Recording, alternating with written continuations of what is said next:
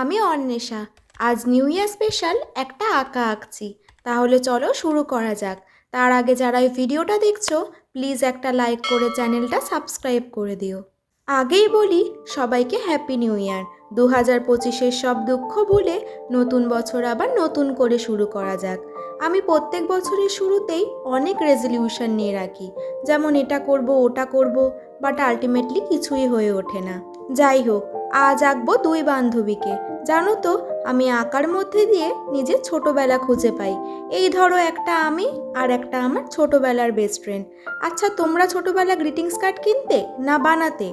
আমি বানাতাম, আবার কিনতামও। আচ্ছা, একটা সত্যি কথা বলি, কাউকে বলবে না কিন্তু। যারা স্পেশাল তাদেরকে হাতে এঁকে দিতাম, আর বাকিদেরকে কিনেই দিয়ে দিতাম। প্রত্যেক বছর নিউ ইয়ারের দিন এলেই ওই সময়টা খুব মিস করি। আলাদা একটা এক্সাইটমেন্ট ছিল জানো তো। বাবাকে আগের দিনই বলে রাখতাম কিনে দেবে কিন্তু আমাকে। শুধু অপেক্ষা থাকতো কবে স্কুল যাব আর দেব। তবে এখন আফসোস হয় জানো তো, আমি যাদের এত কাছের ভাবতাম তারা কেউই আমায় ভাবেনি।